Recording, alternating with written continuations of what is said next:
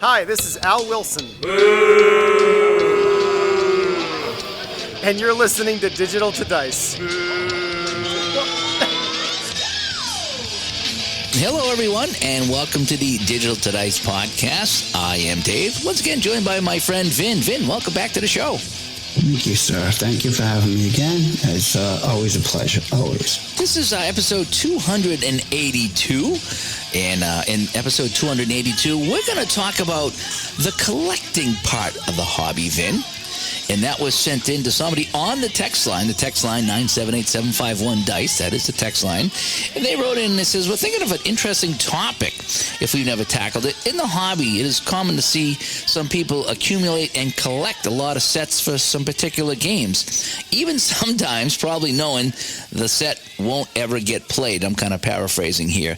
And he goes, that might be a fun thing to talk about. Now, we have talked about that a little bit in the past, but we're going to dive a little bit deeper into that tonight here on episode 282.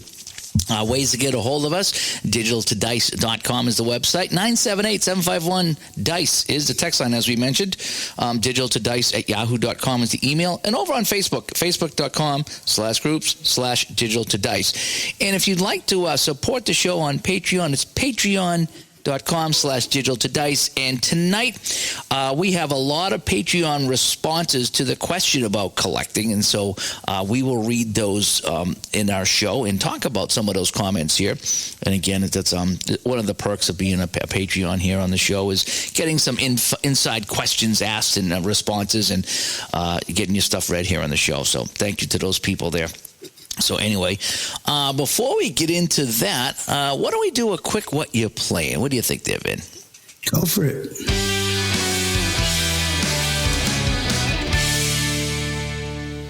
I'll kick things off here this week, Vin. For myself, I haven't been doing too much. I've been doing a lot of the junior hockey seasons back in action, so I've been headed up to New Hampshire doing a bunch of games up there. Having some fun up there, actually, doing the games. And so I haven't done much playing, but I did the other day squeeze in a couple of games of highlight hockey. And it actually put a smile on my face to get that back on the table. I will say I haven't played it in a few weeks, and it did take me, 10 or 15 minutes to get back into the swing of it. It really did, because I'm like, okay, I know what I'm doing here. It's just, can I get? And it's like, okay. And then after about a period, I was back into the flow of things. It was kind of fun. I think I took out some. I think it was like 80, 81. I think I played some Bruins and North Stars, and then I took out 91, 92. The expansion San Jose Sharks went into Chicago to play the Chicago Blackhawks, and I just went with the straight set. I didn't do any editing. I just took whatever Grant sent me. That was the lineups for the day, because I just wanted to play. I didn't want to get involved with as played or anything like that. So I rolled to see who was in net, and the Sharks had Jeff Hackett in net. Oh, my. And I rolled high on the 20-sided die, and I think Jimmy Waite was in net. And it wasn't Belfour or was it Belfour and Hasek? I forget who the goalies were for Chicago, but there were two well-known goalies, and I rolled the third-string goalie, Jimmy Waite, who only had a 2 on his rebound rating, and I think the Sharks goalie had a 4 or a 5. So the Sharks goalie, number-wise, was the stronger goalie. The expansion Sharks went out to a 3-0 lead in Chicago, but then Chicago rallied with 4 straight goals, including a power play goal from Jeremy Roenick in the third period to win it 4-3. But it was super fun. I was like, man, are the Blackhawks going to come back and win this game, or the Sharks going to steal one in Chicago? Nice. And it was so fun doing that. It was fun to get that back on the table. I think I played offline. I played a little APA football and a little Solitaire Pro football, and I'm trying to think if I snuck anything else on the table. No, I think that was about it. Just, I started to play 1979 Solitaire Pro football using the fast play results table. So in other words, and what's great about that is Mike sent in one of the 300 pages that you get is fantastic. So I printed out the quick play schedule, which I think was 2 pages. It wasn't that long. It was only 2 or 3 pages. But he's got it all laid up. He's got the matchup, and he's got the offense and the defense rating for each team. So all you need to do is roll the dice, look at the number, look at the chart, and put in your score, and you can roll a game in 25 seconds. And That's great. So I rolled the entire week 1 and part of week 2 of 1979 using the quick play version, and I think I even was keeping the standings in the Pro Football Helper. I got that going because there's a way you can just put in the scores, and so I have that all set up there. So I was playing some of that because I was like, I want to do something, but I don't want to get into a long game. So I started to start rolling the season in the quick play version. It was kind of fun. It's one of those, you have the average, and then you roll the dice and you see if you subtract or add to that average, and you get the final score that way. It's fun if you've never I haven't played checked that out yet. It's fun. Yeah, so let's just say that you're playing the Giants and the Cowboys, and the Giants offense is 9, and you roll the dice and it says average plus 4. So that 9 plus 4 is 13. So that's your first half score. And then in the second half, you go on the other team's defense. So let's say the Dallas defense was 5, and you rolled, average plus 2. So 5 plus 2 is 7. So 13 in the first, 7 in the second half. Your final score is 20. That's it. And then you do the same for the other team. So it's 4 dice rolls, and that's it. And it's relaxing. It was relaxing. And what's kind of fun too, it says if you get a weird number, let's just say you get a 4, or a 1, it says to round up or down to make it a football score. So there was a couple times I had like an 18 or something like that. I was like, that doesn't. I'm going to make it a 17. Just to make it a football score. Right. And so I've done that to make it look more like 70s football, if you will. But it's been kind of fun. It's been kind of fun. So that's about it. What's been on your table? Those are good games you've been playing. We know highlight hockey is great. I've been bogged down with a lot. Just busy stuff. We had a big wedding this past weekend, dear friend of mine's daughter. It was outstanding. So we were preparing for that. But the most that's been on the table, I had the Apple football. And then How's that going, by the way? I like it. Yeah? I do like it, yeah. And it's not as detailed and set up as I thought it would be, and doesn't take as long. And I used your suggestion going to Pro Football Reference, so it's just boom, boom, boom, boom. Yeah. These are the guys that started playing. Here's your numbers, add them up, boom, roll away. The hardest thing is getting used to the codes on the cards. Yeah. And the thing is that if you go to the Pro Football Reference and you just put in your team according to that, you almost don't even need the codes. Nope. It's just, you know who your running backs are, you know who your linemen and your tight ends and your linebackers. And so, you don't even need that. It just, and that was my mistake because I started to lay out all the teams and look at the codes, and I was getting confused and I was getting frustrated. And then when I went there and just pulled out my team, it's like, I don't even need the codes because it tells you who's playing what position. Just put them in that position. Yeah. And then somebody sent me the defensive cards, the solitaire defensive cards. Oh, really? Try it. Oh, I love them. Yeah. So brand new, fresh, sealed pack. Thank you, Jeff. That was wonderful. So he asked me how. I said I haven't had a chance yet to try them. And then to keep things a little simple, so upstairs on the kitchen table, a smaller space in. I put the solitaire Pro Football on there. And I've been playing the 85 Bears against 84 Dolphins. Oh, wow. And it was a good game. It was 14-0, the Bears. I'm like, this is not going to turn out well. Next thing, Marino, 14-13 at the half. So I got to continue that. Did I see that you got the 99-yard kickoff return too? Was that you? Yes. I got that one time. I think it was it for Carolina or against St. Louis? It might have been. And the guy took it 3 yards deep in the end zone. Yes. And he got 99 yards. So it means he got tackled on the 3 or something, or the 4 or the 2 or something like that. Yeah. Yeah. And then Peyton took it in for a touchdown right after that. Yeah. But it was funny that you can picture him running. He's gonna go. Oh, he's tripped up inside the 5. He was so close to the touchdown. Yeah. That was that's fun when you get those. It was exciting. I've had a block punt recovered by the offense. They picked it up, ran for a first down. Oh yeah, it was pretty cool. It's a really, really good game, and it's just play so easily. Yeah. You know, once you get used to the PEs, the penalties, PIs, the interception, that little F next to them, Yeah. the possible fumble. The breakaways always mess me up. They're fun, though. But when I finally understood because the breakaway chart's used for a couple of things. It's used for, breakaways, and it's also used to determine if it's going to be a long gain or not. So it does kind of double duty there, if you will. So it's just kind of figuring that out. It's not hard. It's just kind of remembering how that goes. Yeah, and I've had a couple of them come out. It was an exciting half. I couldn't wait to total up Marino's numbers just for the first half. Oh, Jesus, he did well. He did well, especially against that defense. Like, you pass against that 85 Bears, everything's minus this, minus that. Yeah, like you could just see the ferocity in them. But that's really been it. I'm not playing a lot. Playing real golf. That's been keeping me going a little bit, trying to move around a little more. But as far as my table, I got matchup college football. I'm trying to finish that one game with 56 Oklahoma and 38 Tennessee. No, 39 Tennessee. That's a wild game, 7-3. There's just so much time, and yeah. So many great games and so much you want to do. In my head, I have 1,000 tournaments. Oh yeah. I actually did an unboxing the other night. I think it was before work, and I got my envelopes in for my hockey because I picked up some Apple hockey seasons last month or something like that. So I got the envelopes. Chris White made me the envelopes for 67, 68, and 2000, 2001. So I get the three seasons.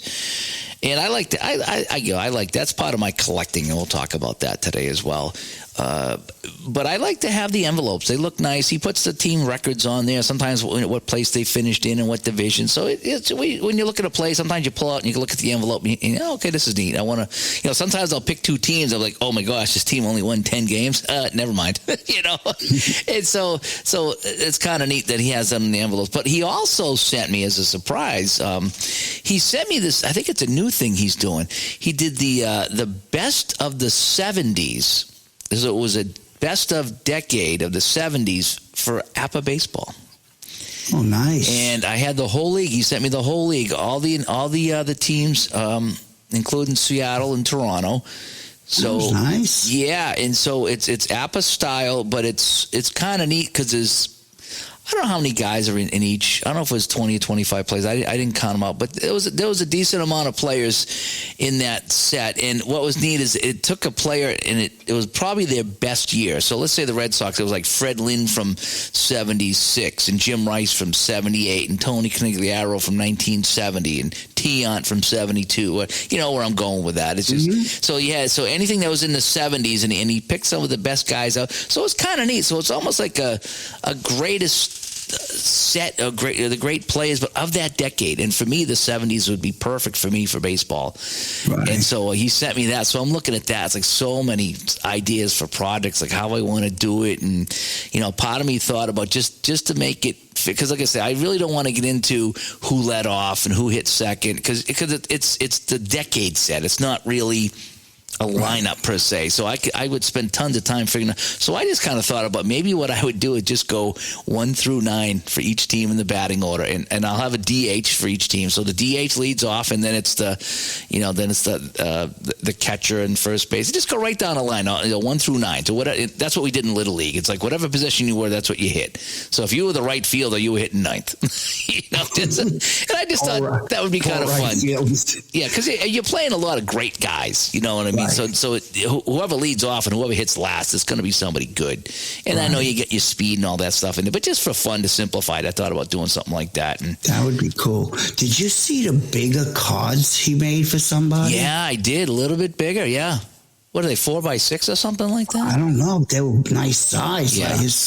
Definitely struggled to see. Like, I don't even think I would need my cheetahs for those. Yeah, for those you might not. Yeah, that would be great. Yeah, But he did them all up. It was all great. It was their front and back, as all this stuff is. The back's got the colors and the logos on them, and the 70s decade right on. And so it was very fun unboxing those, and I'm looking forward to playing those. And that'll just be something I play in basic mode and just have some fun with it late at night. But I can just, play some of the teams and just throw together a lineup. And the thing is, I'll just probably put the guys I know, because there was some guys I didn't know. So I'm like, well, I'm going to play the guys I know at certain positions and just have some fun with it. So that looked, and I don't usually do that. I'm usually a in-season replay guy, but this decade set looked really wild. That was a lot of fun stuff. Fun, so they are. All right. A lot of good teams too. Yeah. Put together. Reds of the 70s were awesome. Oh my gosh, yeah. We flipped through some of the teams, and they were pretty fun. Oh yeah. There was some good players in there. All right, so let's get to the topic of the show, which is collecting as a part of the hobby. Here we go.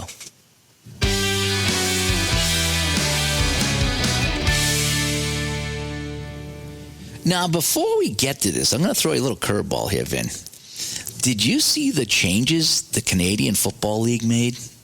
I'm a little disgusted with it. Yeah. A lot of people were saying that they're trying to inch towards, maybe not even inch. This was a huge leap.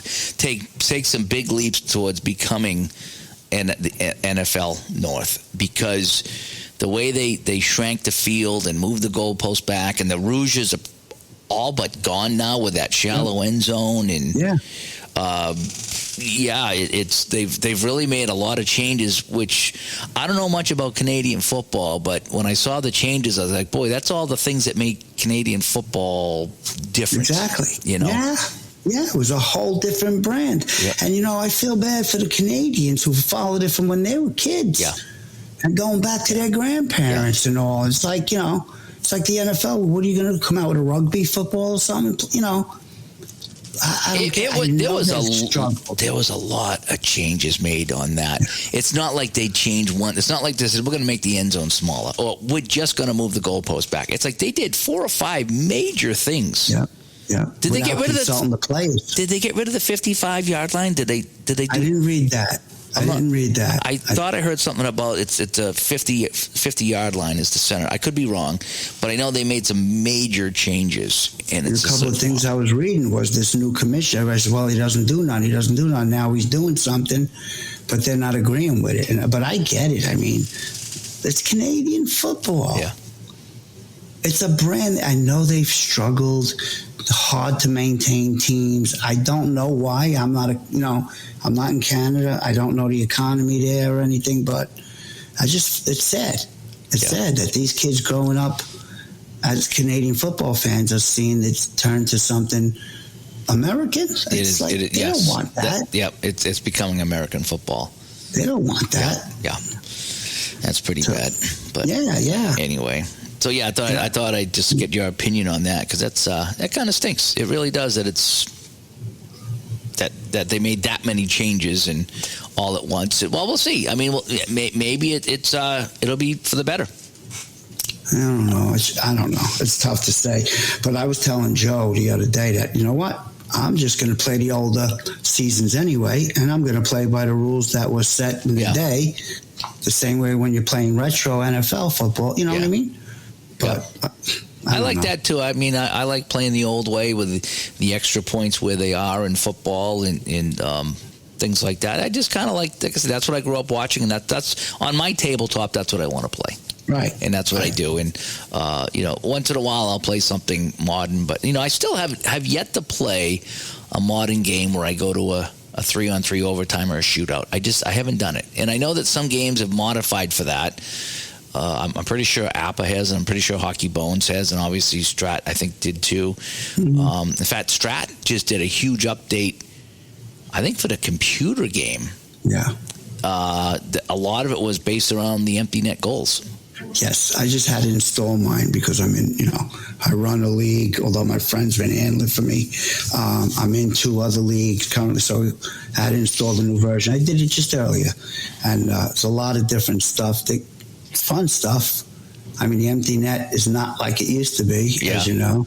And, so it should be interesting when we play in our what did they say league. That there's 4 times as many empty net goals as there was in the 70s or something like that? Isn't that wild? Yeah. Well, you got to think, like I was watching on YouTube, they had a lot of the the highlights, like the playoff highlights. So I was watching like 70, 71, 74, 75, 75, 76. And they're like 20 minutes long. And it shows some of the preliminary action. And then it goes to the finals. And it's just done as it would be in the 70s. And, boy, the empty nets were few and far between. I mean, to try to fire that puck the length of the ice into the net was not easy. And nowadays, you take anybody off the bench, put him in his own face-off circle, he's going to hit the empty net every time.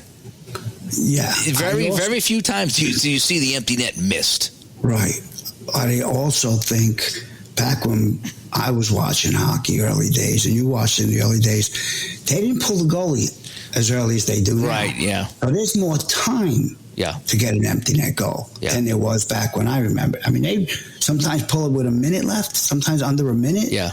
You know? It was a last-ditch effort. Now what they do is, which is interesting. I think it was Patrick Waugh that started it in, was it Colorado, that he'd take them out with 4 or 5 minutes left. Yep. And if they scored in the empty net, well, there was still time. The game wasn't over. So if they got another one, they could try it again. So interesting theory that it's not the end of the game if they put it away. But nowadays you see them take the goalie out down by 2, down by 3, and it's just empty net after empty net after empty net, and it's just like, oh my God. I love the empty net goals back in the day because it felt like it was so hard to put them in. And if you threw it the length of the ice, you were just crossing your fingers that it was on the net, and nowadays, people are hitting it from all over the place. Remember Marty Brodeur, his goal? Oh, yeah. Yeah, there's a few of the goalies that did. I saw the Hextall one live, and that made me mad because they dumped it in, and he tried it, and he didn't get enough on it. And I was like, and then they did it again. They threw it almost like they wanted him to score. They threw it right in on him. He dropped it, and this time he put it in. I'm like, why would you do it 2 in a row? You dumped it in. He almost scored. So he's like, okay, let's not do that again. And they did it again. And then there was nobody back. It was like, well, that looked pretty scripted to me. These goalies today, they handle the puck like a sentiment. Yeah. Very, very different game. But anyway. Oh, yeah. All righty. So we're going to get into the collecting part of the hobby.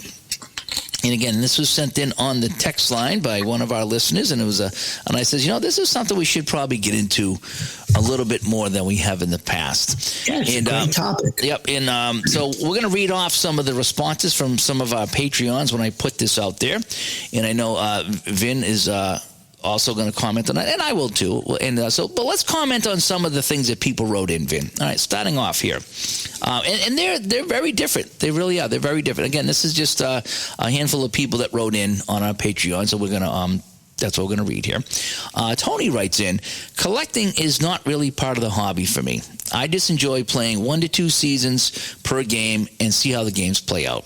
If I have too many seasons or games, I probably would have a tendency to just meander around from game to game or season to season. I'll certainly look at purchasing games I don't own, but it would be for the purpose of playing them with a specific season. And so that is from Tony. So again, he sounds like he wants to play what he has and make sure that he plays it. And he sounds like I'm not putting words in his mouth, but it sounds like that if he had too many seasons and too many games, he'd get a little. I don't know what the word is there. He'd just be kind of have too much going on and just be kind of, Yeah, I've been there. I know that. And he sounds like he just and he dedicates himself to that season replay. Yep. Finishes it up, and I'm envious of that because I have a hard time focusing that long on doing something anymore. I think it's that's great. It just sounds like if he had too many seasons, that would just kind of be it would just muddy the waters, and he wouldn't know where to go next. Kind of like what I do, but I get it. Anyway, Brew Crew writes in. He says, I've gone both ways on this. First, I was buying seasons left and right until I realized that most I will never use. So I have parted ways with that quite a bit. For me, my most prized possession or possessions are my original APA games I received as a kid. And within the last few years, I acquired APA Saddle Racing. I also love play games card sets that are unique, so I snap them up and hopefully someday to get them. So it sounds like that he was buying a lot for collecting, and then he kind of backed off, but he still has his favorites that he hangs on to. That's what that sounds like. Paul writes in. He says, I don't really have that many games, and in the beginning it was mostly collecting seasons. lately, it's been more of what I use when playing my games that I'm collecting, whether it's colored wooden cubes from Poland or my Al Wilson CFL field. So it sounds like he's also collecting some things that help with his games too, the accessories, so to speak. I was surprised because Paul's been around a while. I was surprised he said he didn't have a big game collection because he has been around a while. Yep. Andrew writes in, I've started to collect some books, media guides, and related materials for the minor league baseball, Japanese baseball, and NHL and minor league hockey. Wow. I do not think I'd have interest in buying Stratomatic or Apposets for the purpose of collecting or investing that some are interested in doing. So yeah, it's kind of interesting. So he's doing the books and the media guys to probably get some background on the games he's playing, which I think we've all done to a point. We've either bought a magazine or looked up or watched a YouTube video. And when you do that, it allows you to get a little deeper into what you're doing. Like when I have the JT Hetrick book there, or I'm sorry, Mr. Hetrick there. Baseball's worst team ever. That was the Cleveland Spiders. When I read that book and I talked to him, that made my Cleveland Spiders replay way deeper because I could really feel the players and what they're going through and what was going on in the times. Right. And so when you pick up some reading material, it really does. It shines a lot of light on what was happening at the time with the games that you're playing. And so he's doing that. And I was also reading something about the WHA, and I forget what game it was talking about that, or maybe it was on Facebook. They were talking about the guy that we had on the show that wrote the WHA stat book. I think his name was Scott. We had him on here, and he was from Arizona, and he did a book about WHA hockey. Big, thick book. I actually have it. I think I have his 5th edition of it. And it has a lot of, if you're playing WHA, that's the book to have. It really kind of shows you who scored the goals and who's on what team, and there's not a lot of WHA stuff out there that deep. And they were referencing his book, and I was like, we had him on the show. Nice. And we talked about that WHA book. So, yeah, media guides and things like that can obviously help. We have this other guy named S.T. Patrick writing in. And Mr. Patrick says, I like the collecting aspect of this hobby very much. First, I think it supports the continuation of the hobby as buying helps the best companies survive. Good point. You know, when you buy and you're supporting the people. Yep. Yeah. But second, we never know when the companies will end or the creator will be done. Even if you might not play the set or season now, it's better to have it than not if the company folds or the set is out of print. We could be collectors of cars or boats, but this hobby is relatively cheap in comparison to those or a golf trip habit. I always believe in supporting the family. This is why Black Friday is so important. Yep. Did he just knock a golf trip habit? I'm going to call him tomorrow. That's getting below the belt there, ST. But I think it's stuff that, I've talked to him about too many times where it's just, there are, like, I know people that collect cars. And there's people that collect albums, and you go over the house and, video games, and there's stuff everywhere at some of these people's houses. And some of the stuff's a lot more expensive than what we have. Okay, not that what we have is like cheap. It's not like $1 or $2, but I mean, compared to it's not cars or boats. If you have 2 boats, holy cow, that's more than everything I got here. Absolutely. If you have 1 boat, it's more than I have here. Yeah. So he just puts it in perspective that 1, he wants to support the people making the games, and 2. If the game goes away and you were wishing, boy, I wish I picked that up. There's a couple things I still wish I picked up before they went out of business, and I didn't. So I kind of wish that I did. And but now it's gone forever. Either that, or you got to try to find it on the black market, so to speak, or just out in the wild somewhere. The same price as a boat. Yeah, you might be playing a boat for that. Yeah. But so that's what he was talking about. So that, again, great insight from ST. D13 writes in. He says, initially, collecting was a big part of the hobby for me, as me and my brother collected every APA baseball season from 1901 to 2001. I read that and I was blown away. Yeah, that's wild. Yeah. But after finishing our collection, I realized that it's not something I would want to do again for another game of sport. So he's had his collecting, he's had his fun. It sounds like that if he had to do it all over again, he might not. All righty. Then I got one from a guy named Vinny here. You want to just talk about your thoughts on this, or we'll save it, or do you want to save it to the end, or do you want to do it now? It's up to you. I don't care. Yeah, go ahead. Chime in. Let's see what you said. Basically, what I would say is that I'm not really a collector. And as I've gotten older, I've actually been giving games away because I'm trying to just clear space, knowing I'm not getting to these games. Maybe it's a realistic life outlook. I don't know. I've also changed a lot of the games I do play that I really, really like, So I'm buying the seasons I buy, like with Bank Shot.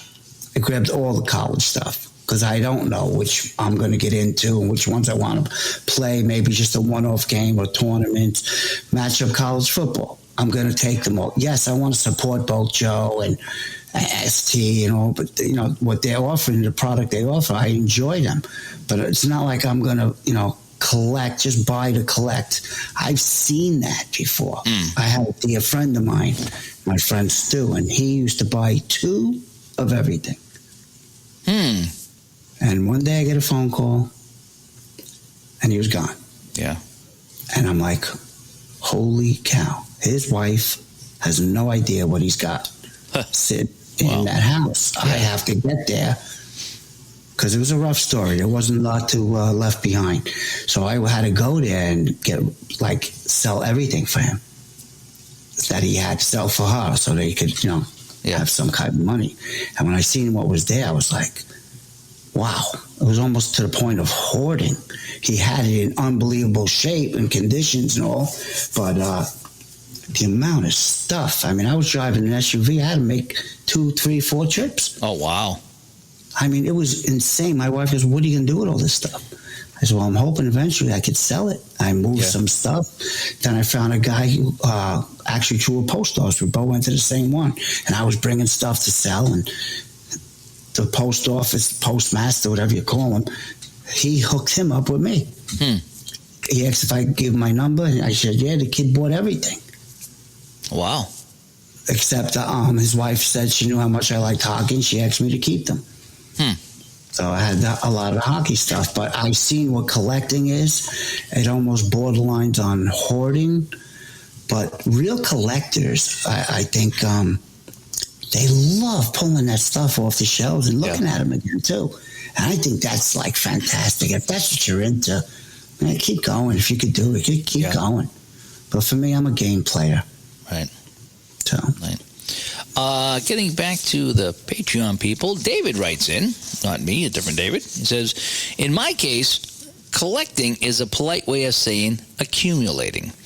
It is very psychological with me. I'm piling up games and sets to make up for those youthful days when funds were limited. And I so tended to favor the more affordable games, $8 to $12, or the more expensive games, $15 to $20. In other words, it was Nagamco and RGI instead of Apper and Strat. I've said that I'll get to playing more of these games in retirement, and now that I'm gradually phasing into that chapter of my life, we'll see how I do with that.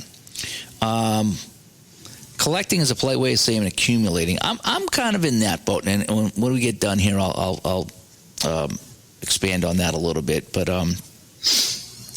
yeah, I think there's a few things in here that I tend to agree with. The psychological part of it, going with the affordable games and things like that. So, that's some great points by David there. Tom writes in, for me, it's 99% of what I do with cards and dice. Now that I just retired, I will, and he emphasizes that, play more, but for the past 20 years, I've spent all my energy and money on collecting payoff pitch, play games, strat, pursue the pennant. I love opening and collating the cards, and I'm very proud of having almost all the cards Strat has ever produced. Wow. Yes, Tom, wow. The hunt to complete my collection keeps the hobby fresh for me, and there will never be a shortage of new seasons coming out. That's fantastic. So he's got, he likes to collect, he likes to have them, payoff pitch, play, strat, pursue the pennant, so he likes to have this stuff, and for him it is about collecting. Nice. It is, and that's fantastic. Nice. I have 3 vintage strat sets, 66, 67, 68, or was it 66 AL only, or I forget. And I remember putting them out there on Facebook to try and sell. And I listed it like $800 for these are the originals. Okay. And somebody laughed, put a laughing emoji. and somebody commented to that person, like, if you're laughing, you have no idea what he's talking about. Yeah. Okay. Now, I've yet to sell them, but why would I sell them? Because I'm not going to play them. Yeah.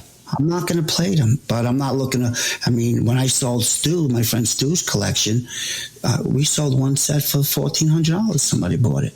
Yeah. We were trying to get all we could for his wife. Right. Hey, I'm not going to try and choke somebody because they would both want it for a collection. They love their collection. I thought I put out a good price for it, but some of this stuff can go for a pretty penny. It can be. And it depends what people want to pay. There's some people that look at that and they're like, forget it. And then there's other people that look at that and say, well, that's a good deal. You know, it all depends. You know, I know I've overspent on a few things when I first started to do this, and I wouldn't have done that. I wouldn't do that now. But when I first started, like, I really wanted this season for this game, so I would buy it off somebody, and sometimes I get a good deal, sometimes I didn't. That's the way I look at it, you know. I remember somebody going like, why would I pay that much for paper? And I'm like, maybe it makes a little bit of sense. Well, because I like that paper. Yeah, it's more than just paper, though. I mean, Yes. that's you know. Well, again, money's just paper, right? So why wouldn't you just throw your money away if it's just Give paper? it away. Right? It's just what's on the paper. So come on. I got a front lawn you can throw it on. Yeah. I'll go gladly pick it up. Gideon writes in. He says, in the same way that some collect art, I've taken to collecting games, only my collection is cheaper and more interactive, and that's a point that I'm going to make. I've acquired many of the old Avalon Hill Sports Illustrated games on eBay, and whilst I do get them out and play them occasionally, they also serve as a link to the simpler times of the past, which I think is ever more important as we get older. So he's into the nostalgia of this, it sounds like. Nice. And he likes to collect those things and have them on hand. So, yeah, I can see that. And then our last one is here from friend Alan. He says, at first, I intended to only buy games and seasons that I planned to play. Famous last words, right? Yes. Over time, however, I have collected seasons for Replay Baseball, Payoff Pitch, APA Baseball and Hockey Bones that I may never get around to playing. I do enjoy looking through the cards sometimes. Just to enjoy remembering the players from last season. Looking at it all, I guess that I have ended up about 50-50 with playing versus collecting. And so that is from Alan. So we want to... and Alan, Alan says a lot of what I was going to say. He really does. And a lot of people actually posted what I wanted to say as far as me personally.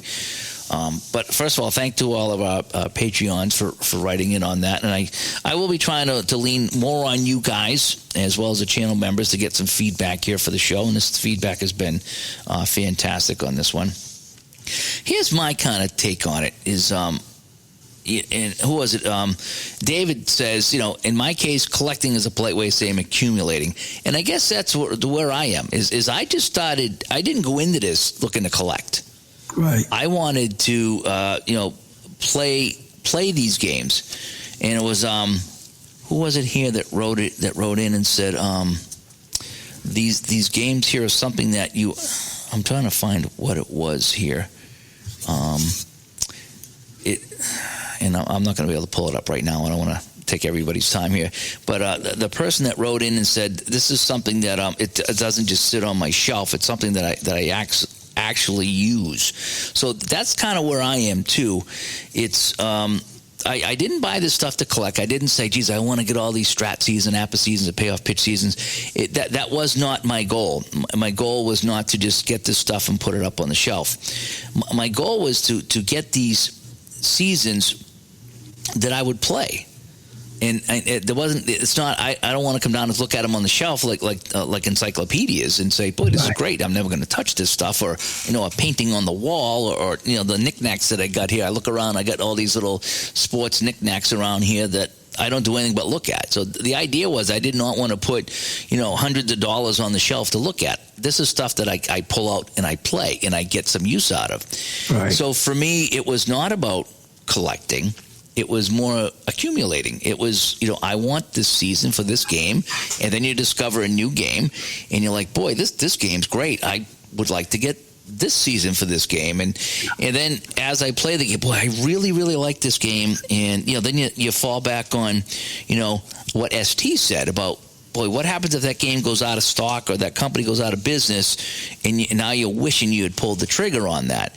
So that's in the back of my mind too. So I pull the trigger on a lot of seasons from time to time. Again, it's something I chip away at. I don't do it all at once. It's my collection's been happening over 7 or 8 years now, as long as I've been doing the podcast, maybe longer. And it's just, every now and then, every few months, if I pick up some extra work or something, I got $100 or so or whatever it is, I'll buy a season or a couple seasons from somebody or whatever it is. And it's just, that's kind of how it started. I didn't go into this saying, I need to have this, I need to have that. It's going to look great on my shelf. It's going to look great on my table when I play it. That's kind of how I look at it. And if you remember Dwayne Martz, we've had him on the show before, and he's in our chat a lot. And he reminded me the other day when we were talking about, I think it was the Chris White unboxing I did, and I was like, boy, he's got this. He could create 79 for Apple football in the newer cards, which Apple doesn't have available yet. And I would say, boy, that's my Buccaneer season. I would love to get that and have it done up really nice, but it's really expensive. And Dwayne's like, well, remember what you said. It's like, how much are you going to play it? Because if you play it a lot, the cost per hour goes down the more you play it. So even if you spend hundreds of dollars on this, if you put in 100 hours into it, now you're looking at what, $3 an hour. Is it worth $3 an hour? And so he reminded me about that the other day. And so like I said, there's a lot of stuff that people put in here about, I didn't go into this consciously saying I want to collect these seasons. Because when I think collecting, it's like I say, like you're collecting a card, something you take out once a year to go to the show. It's nothing that you use on a daily basis. And I might not use everything I have on a daily basis, but I will eventually get a lot of it on the table and play it, whether I stream it or whether I play it myself. And someone else brought up the point, I like the going through the cards once in a while. And looking at the players. You had that experience the other day. I think it was actually with Apple football when you had that guy from the Bears in your hand and you had that card in your hand. It was like, wasn't that so cool just to have that guy's card in your hand? Red Grange. Yeah, and it's just, I have my favorites too. When I have Bobby Orr in my hand or if I have, Tony Esposito or Brad Park, it's like you're looking at that card, and that's special to me. That really is. And there's nothing against the games that have the team cards. Okay, well, and I play those, and I like those.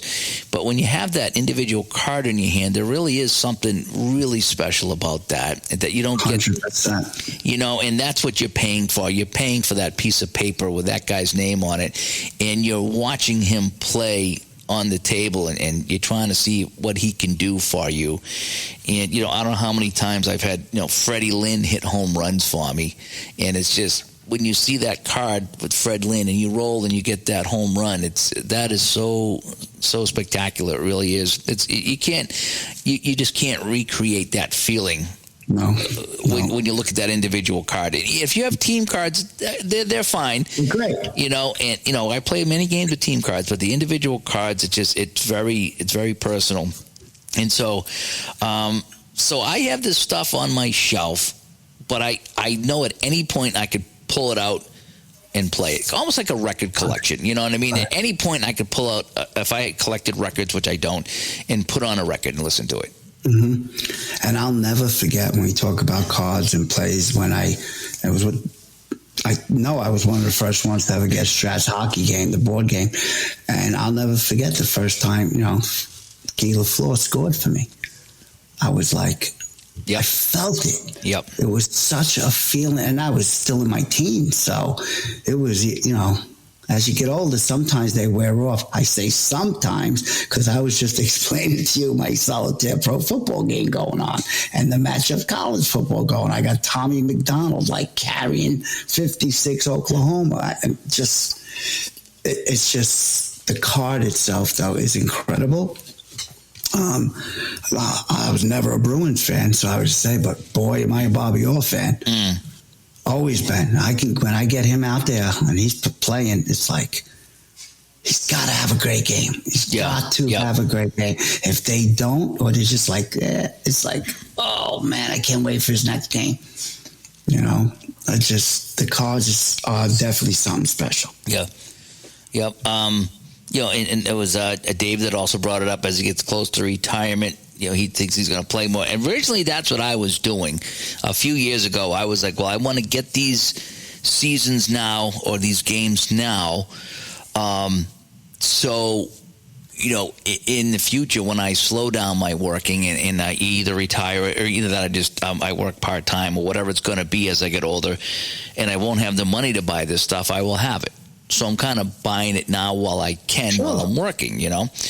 And at some point, I'm hoping to play it all. Now, like some of these other people said, and I think it was even you, I have so many seasons, I know I'll never get to them all. But for myself, if I can swing it and get a season, it's not the fact that I just want to have it on my shelf. It's something that I really, really do intend to play some of these seasons or some of these games that I have.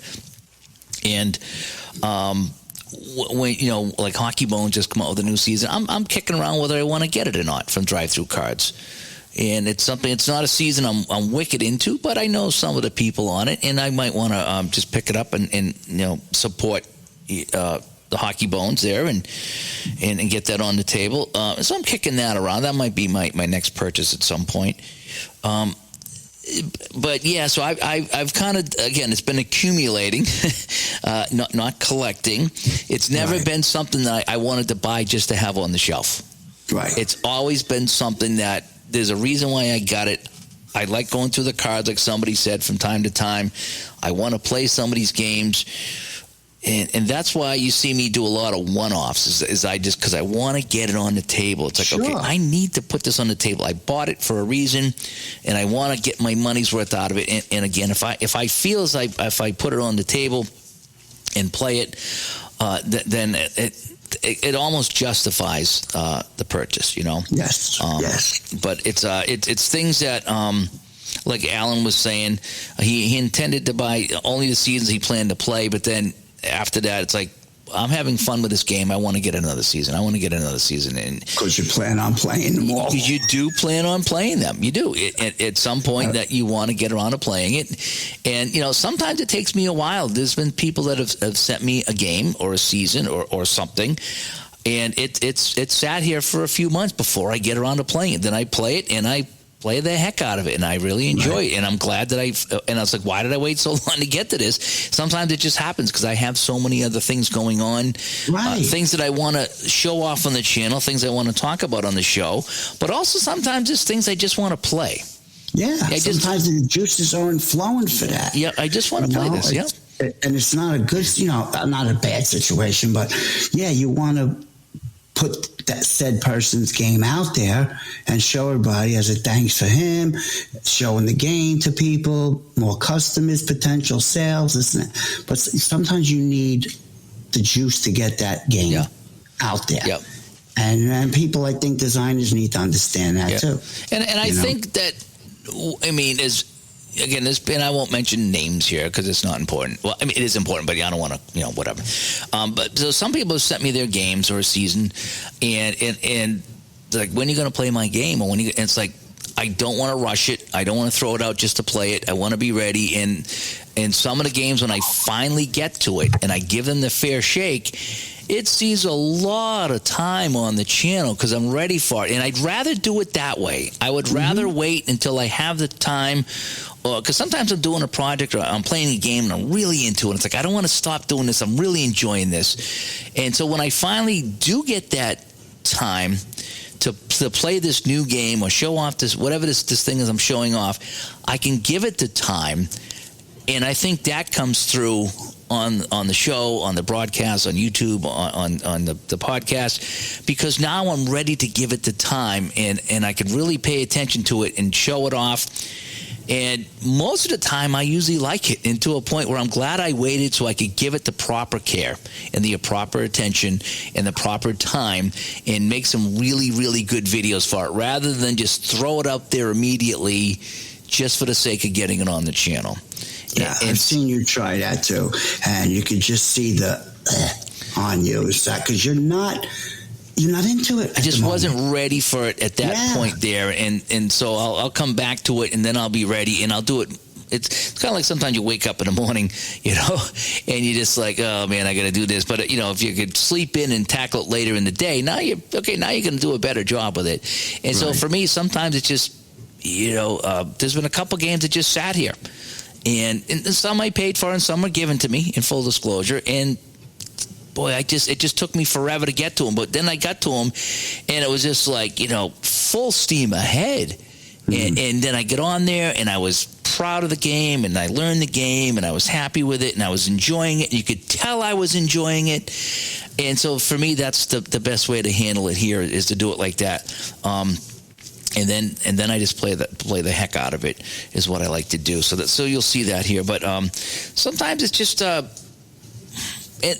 some, as far as collecting, I really don't think I have any.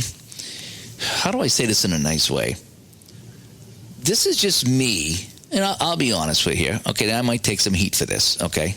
But how I kind of feel about the hobby and the games out there, I feel as though, boy, I'm really going out on a limb here.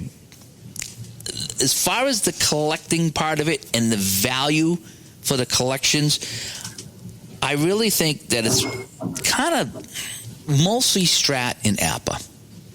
That's just kind of how I feel about it. Oh, you mean for the high value stuff? Yeah, for stuff that I would say, boy, this is going to be something I could sell down the line. And not that I'm looking to sell and make a profit, but I'm just saying, when I look at all the games I have and all the seasons I have, what do I feel is the most valuable? And it's you're 150% probably right the Strat and the app. Now, I don't have what's the other one? Status Pro. I don't have Status Pro, so I don't have that. And I don't have any of the Nagamco stuff. So, I mean, any of those old things I don't have. But I've seen all that stuff sold. This doesn't compare. Strat and APA are the Mona Lisa of the hobby. For whatever reasons, they've been around the longest. They're going to command the most money. You are not going to get the same amount of money I don't care what game you put out there. You're not. Yep. I mean, because I see some people trying to sell some other games, and if you can get what you paid for it, you're lucky. You really are. And although my brother, he's the one that had me cut my teeth on the sports game and sent me a link. He goes, I never knew this existed. It was a eBay game of Christy Mathewson baseball. Almost $3,000 they were asking for. Well, yeah, you might find some old games like that, but I'm saying as far as my seasons go, like if something were to happen, I say, okay, I'm going to go and just sell it. I don't want to play this anymore. I'm going to go back to video games. I'm going to sell all the stuff here. Mm-hmm. I don't think I would get much for any of my printed stuff except for Strat and APA. I agree. And that's not a knock. It's just the nature of the business. I just think that's the nature of the business. So as far as collecting, I never really went into either Strat or APA for the idea of collecting. It was always like, this is a game I want to play. My payoff pitch and my bank shot basketball, I bought a lot of seasons because, A, they're affordable, the most affordable cards in the business. B, they're the nicest cards in the business as far as I'm concerned. And it's stuff that I plan on playing. And it's just every now and then I go in and I chip away and I'll pick up another season of payoff pitch or whatever it is. And it's just like, that's stuff I want to have here. I want to have that on my shelf to play. Now, do I think that if I hang on to it for 10 years, it's going to be, oh my gosh, look how much all these payoff pitch seasons are worth? No, I don't. I'd be lucky to get the market value because people could pick it up for market value. Right. Now, the Strat and the APA, obviously the older stuff is the more expensive stuff, the stuff that you can't get anymore, Right. For me, quite honestly, I prefer the newer cards with Strat and APA. So when it comes down to that, I really don't have too much that's collectible because I like the newer stuff that you can pick up off the website. Right. And so my stuff is really not that valuable because it's stuff that anybody could buy. So if I wanted to sell some of my APA hockey, I'd have to sell it below what I paid because otherwise somebody's go on the website and buy it new. And, they wouldn't need it used. So I do like the newer cards. I think they're just brighter. I think they look better. I just think they're laid out a little bit better. And they work a little bit better, at least for me. Because I have some older cards for both Strat and APA. I'm just not a big fan of it. And some people love it. Nothing wrong with that. Nothing wrong with that at all. I just prefer the newer, brighter cards with the more information on it and how it's laid out. I really do like the newer stuff. So for me, I'm not really interested in the collecting part of some of those things there. I guess, so I guess I wouldn't be a collector, because when you think collector, you're thinking of buying things with the idea of having some value for them down the line. Right. You know, and unless, like I say, there's some things I collect that I know have no value, but for me, they mean a lot to me. And so every now and then on eBay, I'll pick up something and be like, okay, well, this is a big deal for me. Like the thing behind me, my shoulder on the floor there. Can you see it? Oh, yeah, the shield there? Is that Dallas Cowboys? That's Captain America, man.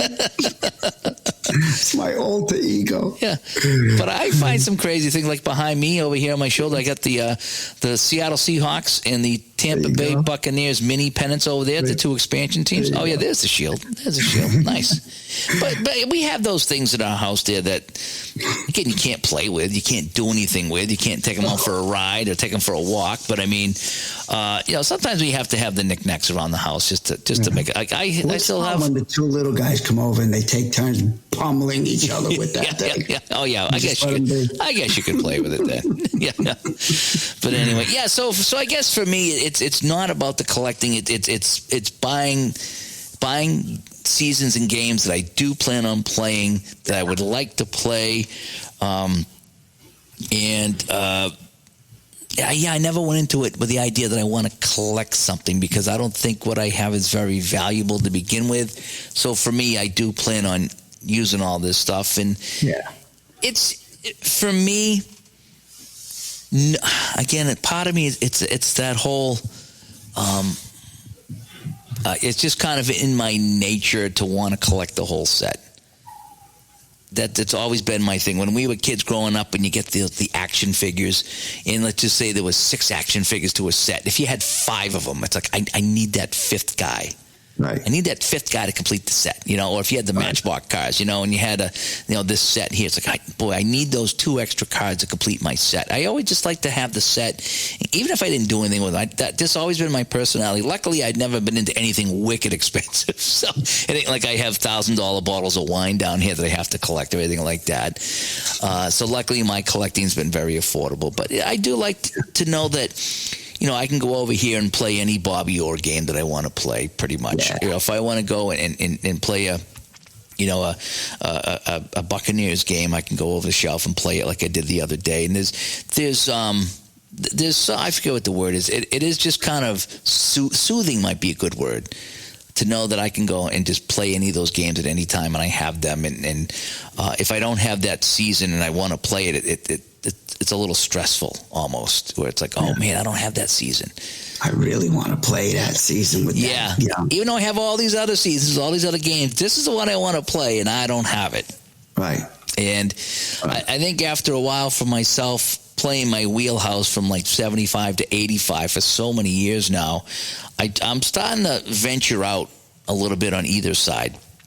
And so that's why I picked up some of the 60s hockey, which I'm not big in, but I did want to play some of the expansion teams. That's kind of what I'm into. So many great players, though. So many. And so for me, I'm starting to expand a little bit into the 60s, even with baseball a little bit. I got 69 baseball. Nice. And then I'm going, now I'm going into like I picked up the 2001 hockey, which is with the Ray Bork season for me, but that's something I wouldn't normally play, but I had some fun with it. I think I did play with it. I played the Phoenix Coyotes and the Atlanta Thrashers, some obscure teams. I know you like that stuff. I love that stuff, so I did play that, so that was fun. So for me, it's as far as the collecting aspect of it, it kind of happened by accident. Right. I don't consider it collecting. I consider it, these are the games and seasons I would like to play. But at the same time, every now and then I'll pick up something saying, geez, I don't even know if I'll ever play this, but I would like it here. And there's some things I haven't played it. There's some seasons I have not touched at all. Right. Not many. See that. Not many, but there's some. I could see that. I'll use Joe Bryan stuff. I don't have a problem spending the money on a season. I think I might want to get to a play because he's not choking you. Besides the quality of the cards, it's just insane. He's not choking, so I'm not going to drop $140 for a season that I might get to, or I might play one team with. But $50, yes, $60, I can do that. Yeah. I mean, I waste more than a round of golf. Yep. But it's just. But as far as being a collector, like I just told my wife, I was coming down to set up. She goes, "What are you discussing?" I said, "Collecting in the hobby." Oh, she goes, "You've been collecting?" I said, "No, I'm not a collector." Well, then what the hell do you call that collection you got downstairs? Yeah, it is a collection, but I'm not collecting. I said, "All right, you got a point, but I don't buy it to collect." So it's guys go both ways. Gamers go both ways. Yeah. But I want to thank everybody that wrote in some great comments here from everybody that chimed in on the Patreon, and that's why we lean on you guys to talk about that stuff. And I agreed with a lot of it. I really did. Yep. So I didn't really have much to add. All I did is kind of agree with some people. I agree with David on a lot of things, and ST with supporting developers, and I feel that that's important because again, if we don't buy the stuff, they stop making it. So if I'm hoping that they come up with a season here. Well, you need to buy some of the other seasons to let them know that they're doing a good job. It's like the people here, people that support the show. If nobody supported the show, there's no show. They're not going to do the show anymore. It's just if no one's supporting, it's like why bother doing the show? And that's how people in the gaming space do that too. It's just they create these seasons, and if they sell, and there's been more than one. There's been more than one person that we've dealt with since we've done the show that started creating seasons once we started showing it off here on the channel or on the podcast, and people started buying it, and that gave them some incentive to make more seasons. And I'm glad that we kind of gave them that nudge, and the listeners bought the game and bought the season and gave them that nudge and that confidence to do more. Right. And it's a win-win for everybody at that situation. Right. And you have to understand it's work, and you're not always going to get the season you want right away. They might get to it, but most of the good guys are going to explain to you why and why not now, But I agree with a lot of guys. I like they're 100% with the collectors and 100% with the guys who have a collection and play. Yep. I think it's great. And it's great, like, guys like John Turnbull who will crank out a season for you.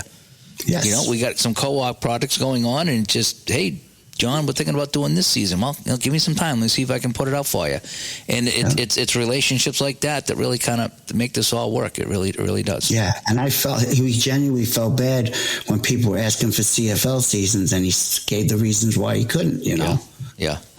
Then we had another guy on Delphi asked ST if he would ever start creating any of the German football leagues. I know that is kind of the curse of being a game developer. Is you create some seasons, but everybody wants something different. Somebody goes, hey, can you do Japanese baseball? Can you do the Irish hurling league? Can you do this? Can you do the Australian rugby league? And so you put out some seasons. Even when you put out 59. Oh, can you do 56? Can you do 47? It's just you don't. Everyone's got their favorite seasons they want. So that's what's tough. I imagine for those people that you do something good. Hey, that's great. But I want this, and oh man, I just spent all that time on this, and now somebody wants something different. So I can see the frustration with that. It's a good frustration to have because people want something from you. Yeah, as long as they understand, though, too. They have to understand. The designers do the best. If it was up to every designer and they could snap their fingers, you would have every season for their game. Yeah. Yep. Fact. Oh yeah. It's just not. It's not realistic. Yep. It can't happen. Yep. I get that. All right, so that is our discussion on collecting part of the hobby. Again, we want to thank everybody that gave their opinion on our Patreon question. And now let's go to our 3 stars of the day for our Patreon. So here we go. Our number 3 star, this is episode 282, by the way, in no particular order here. Number 3 star, we have Paul Blom. Paul, thank you so much for being a supporter of the show. Thank you, Paul. Definitely appreciate it. Number 2 star, Dan V. Dan the man. Thanks for coming through, Dan. And our number 1 star here in episode 282, we have to give a shout out to Thomas Gerbasi. Thomas, thank you so much for everything you've done for the community, and this one's for you, buddy. Thank you. Thank you so much. Alrighty. So let's wrap this up, Vin. We'll cue the music. And you've been listening to the Digital to Dice podcast, episode 282. We've been talking the collecting part of the hobby. Ways to get a hold of us, digitaltodice.com is the website. 978-751-DICE is the text line. digitaltodice@yahoo.com is the email. And over on Facebook, facebook.com/groups/digitaltodice. Vin, thanks for joining me again. Thanks for having me. Always fun. That was a fun discussion there. Yep. It was fun. A Stuff. lot of great responses, and not much I could add to that. They really kind of hit all the high points. Yes, they did. So good group. All righty. Until next time, have a great day, everyone. Bye-bye.